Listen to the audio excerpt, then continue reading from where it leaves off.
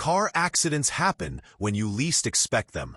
One minute you're driving to work or heading home, and the next your whole day, or even your life, has changed. In that moment of shock, confusion, and sometimes pain, it's easy to make mistakes. But knowing exactly what to do, especially from a legal standpoint, can protect your rights, your money, and even your future. In today's video, we're breaking down the legal steps you need to take after a car accident. Whether it's a minor fender bender or a serious crash, these actions can make a major difference in how your insurance claim or potential lawsuit plays out. This isn't just good advice. It could be the key to saving yourself thousands of dollars and months of stress. Let's start at the very beginning, the moment right after impact. Your first priority is safety. Before you think about anything legal, you need to make sure you and everyone else involved is okay. If you or anyone else is injured, call 911 immediately. Even if injuries seem minor or if someone says they're fine, it's still smart to get medical help. Not only is this important for your health, but medical records also serve as valuable documentation later if there's a legal dispute. Once you're sure everyone is safe, if the vehicles can move, get them to the side of the road. You don't want to block traffic or risk a second collision. Turn on your hazard lights and set out cones or flares if you have them. The goal is to stay safe and make the scene visible to other drivers. Now comes one of the most important legal steps, calling the police. Even if it's a small accident and the other driver wants to just exchange insurance information, you should still get law enforcement involved. A police report serves as an official record of the accident. It can help establish fault and be critical evidence if your insurance company disputes your claim or if the case ends up in court. When the officer arrives, stick to the facts. Don't guess about what happened, and definitely don't admit fault, even if you think you may have caused the accident. Simply explain what occurred from your perspective. Let the officer take notes and decide what goes into the report. Once the police report is underway, you'll want to do some documenting of your own. Your smartphone becomes your best legal tool at this point. Take photos and videos from multiple angles. Capture the damage to all vehicles involved. Photograph license plates, skid marks, debris, road signs, and the overall scene. If there are visible injuries, yours or someone else's, document them too. Then gather information. Get the names, addresses, phone numbers, driver's license numbers, license plate numbers, and insurance details from every driver involved. If there are passengers or witnesses, get their names and contact info too. Don't forget to ask the police officer for their name and badge number. You'll want a copy of the police report when it's ready. Make a note of how to obtain it. Now, here's a step people often overlook. Be careful what you say.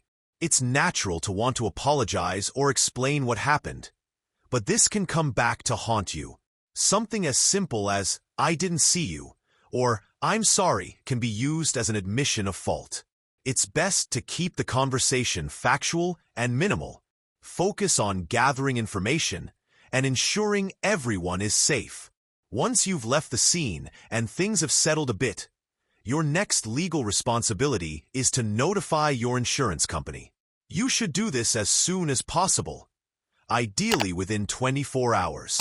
Most policies require prompt notification of any accident, even if you're not at fault.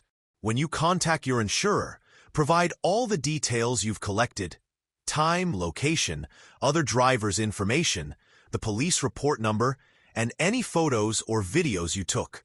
Your insurance company will assign a claims adjuster to investigate the incident and determine how much they'll pay for damages. But be careful.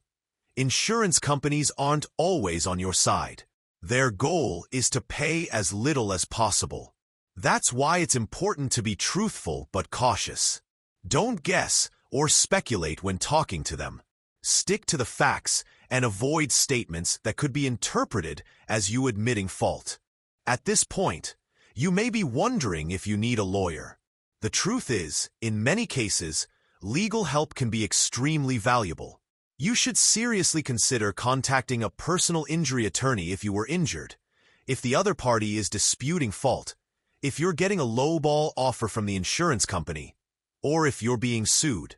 Personal injury lawyers typically offer free consultations, and most work on a contingency basis, meaning they only get paid if you win. They can handle negotiations, gather evidence, deal with insurance adjusters, and take the case to court if necessary. If the accident involved a commercial vehicle or a government entity, having a lawyer becomes even more important. Another legal detail to keep in mind is the statute of limitations. This is the legal deadline for filing a lawsuit after an accident. Depending on the state you live in, this could range from 1 year to 6 years. If you miss this deadline, you lose your right to file a claim, no matter how strong your case is. That's why you shouldn't delay if you're considering legal action. Also, don't forget about follow-up medical care. Even if you walked away from the crash feeling fine, symptoms can appear days later. Whiplash, concussions, and internal injuries aren't always immediately obvious. Seeing a doctor not only protects your health, but also strengthens your legal case. Medical records create a timeline of your injuries that lawyers and insurance companies will review carefully. Now here's a bonus tip that could make a huge difference the next time you get behind the wheel. Keep a car accident kit in your glove compartment. It should include a flashlight, pen and paper, your insurance info, a copy of your vehicle registration, a list of emergency contacts, and even a disposable camera in case your phone is dead. Having this kit can save you time and stress during a moment when your thinking may not be at its sharpest. Let's do a quick recap of the legal steps you should take after a car accident. First, check for injuries and call emergency services if needed. Then move to a safe location. Call the police and get an official report. Document everything: photos, videos, and witness information. Watch what you say and avoid admitting fault. Notify your insurance company promptly and accurately. Seek medical care, even if injuries aren't obvious. Consult a lawyer if necessary. Know your state's statute of limitations, and be prepared with a car accident kit in your vehicle. Accidents are scary, confusing, and often overwhelming. But if you follow these steps, you'll be in a much better position to protect yourself legally and financially. Don't rely on luck. Rely on knowledge. And now, you have it. Thanks for listening. If you found this helpful, consider subscribing for more videos on legal and financial tips. Stay safe out there.